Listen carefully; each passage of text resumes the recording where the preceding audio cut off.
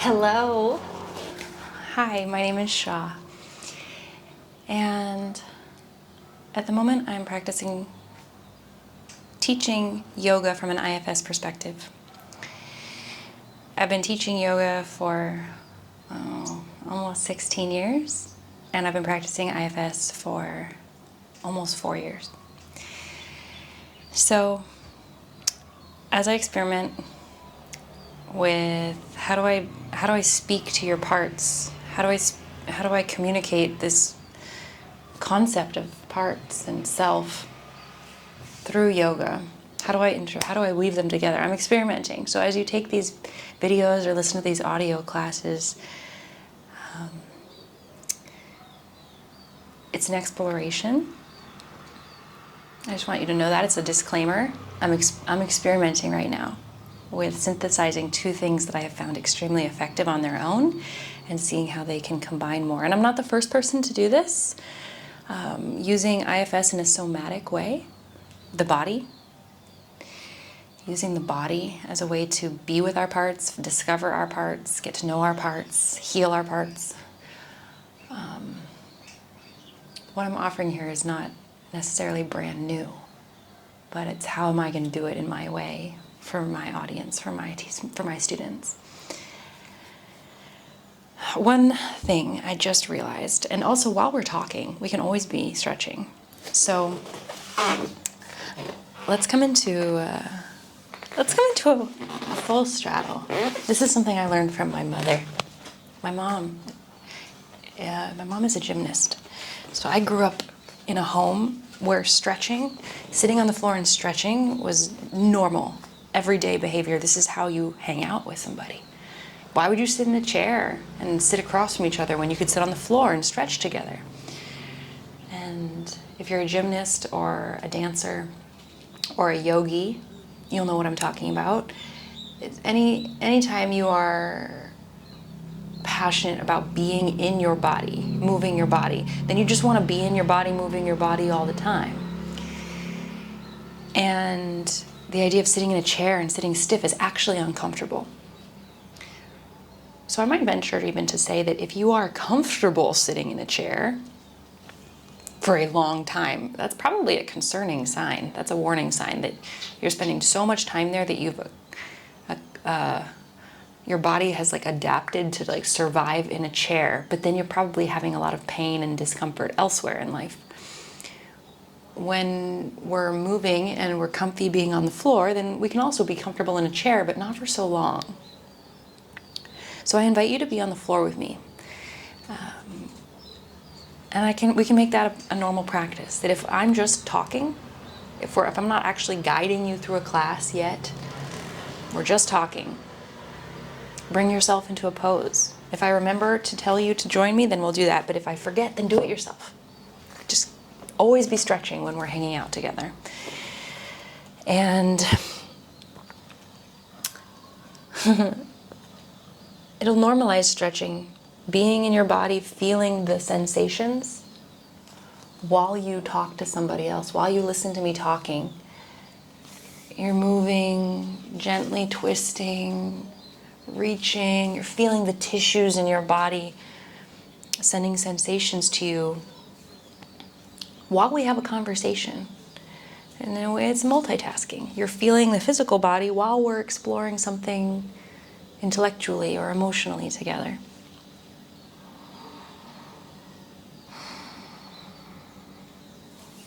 And this is a perfect way to describe how it's going to be with working with your parts.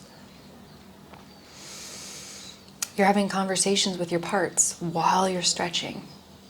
So actually, you listening to me talk while we stretch is like cross-training for you spending time with your parts while you stretch. You put your body into a shape and you listen. You listen to my voice. You listen to the voices in your head.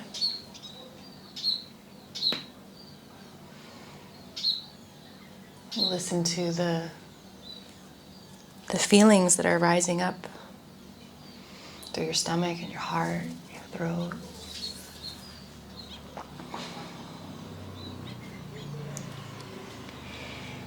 listen to the sensations in your body. There's a tightness or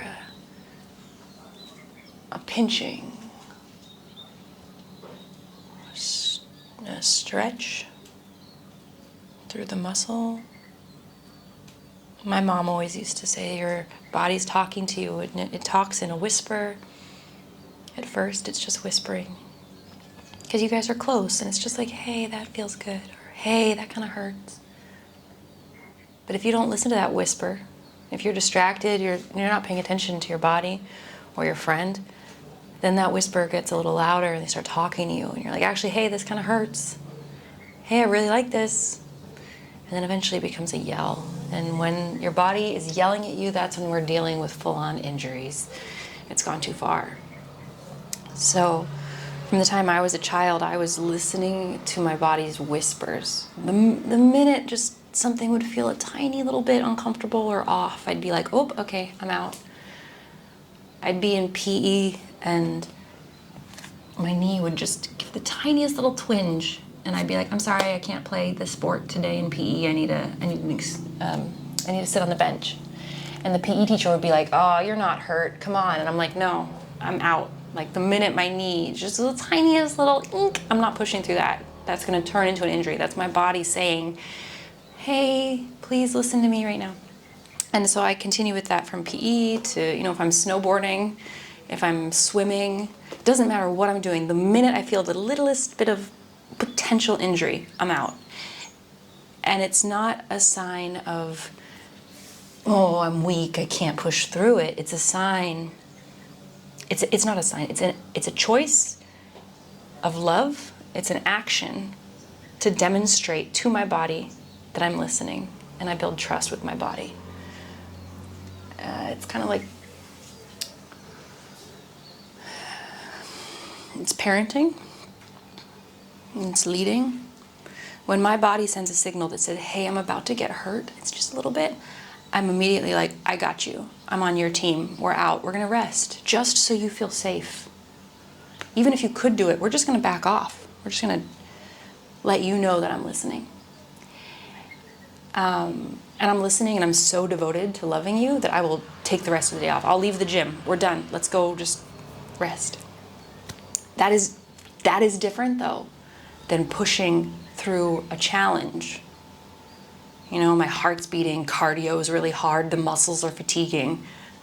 That's not the body saying something's wrong. That's the body being challenged and pushed to work harder. And so I'm not like, oh God, this is hard, I'm gonna quit. I'm like, no, that's when you push.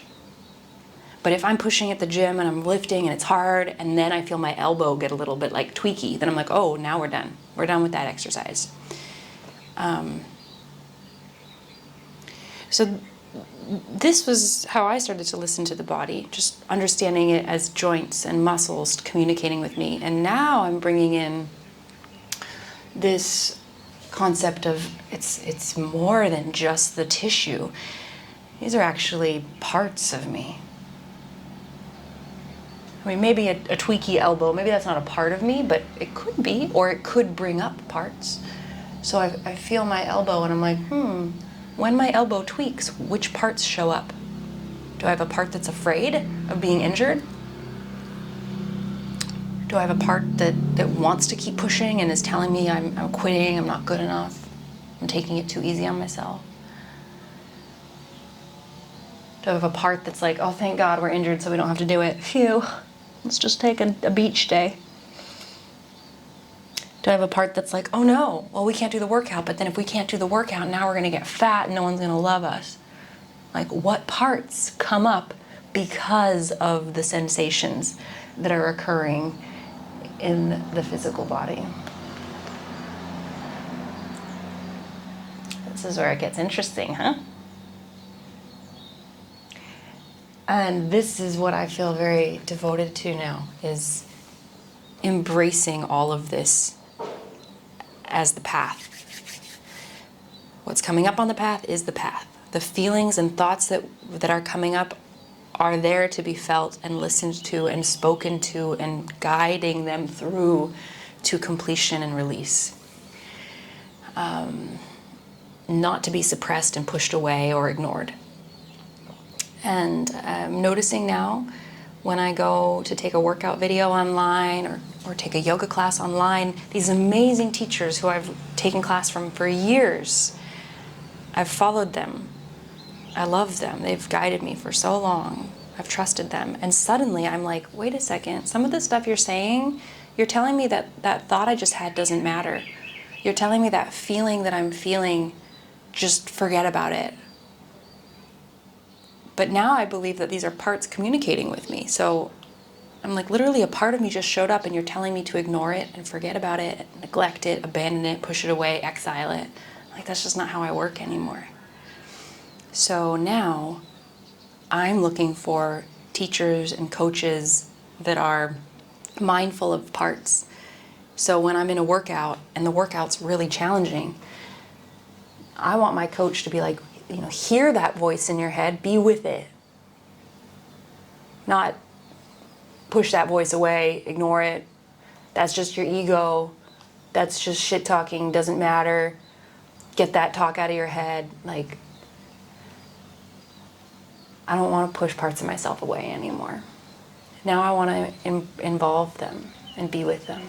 Like, okay, you're working out, you're stretching, it's uncomfortable, there's a part of you that's coming up like, yes, be with us. Be here with us. And if that voice is like, I want to quit, you don't have to exile that. You can just be like, okay, sit over there. You quit. That part gets to sit on a bench and we're going to talk afterwards. But the rest of us are continuing with this workout. Give me a little bit of space. Ask for some space, but you're not asking it to go away or disappear forever. Because what's going to happen when you do spend time with it is you're going to get to know that part. Why does it want to quit? It's trying to protect you from something. Spend time with it, learn what it's protecting. Eventually, you're going to get all the way to a deeper wound, heal it, and then you're not going to want to quit anymore because that part's going to bring its full force to probably push you to go harder. So that all the parts of us have gifts. And sometimes we're not able to see the gift or receive the gift because it's in such an extreme role of trying to protect us. I want you to quit the workout. I want you to quit the workout. And you're like, why?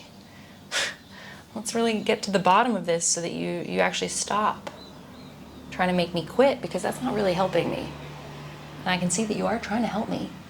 But it takes a little bit of fortitude to get in there. It takes time and courage.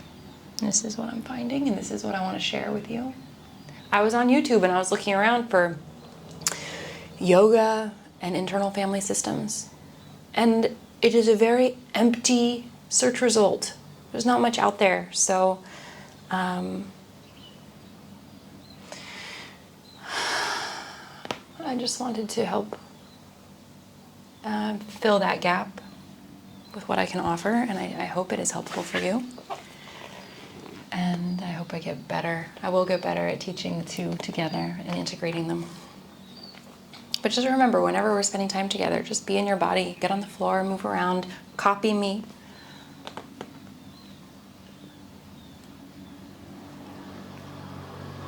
Just come with me, explore. Explore what's here in the present moment. That's all we're doing.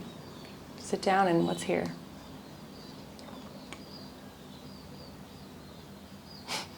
It's like my favorite place to be. Sitting on the floor in the present moment with another person, stretching our bodies, connecting emotionally, exploring spiritually. It's like the good life. That's what it's all about. Namaste.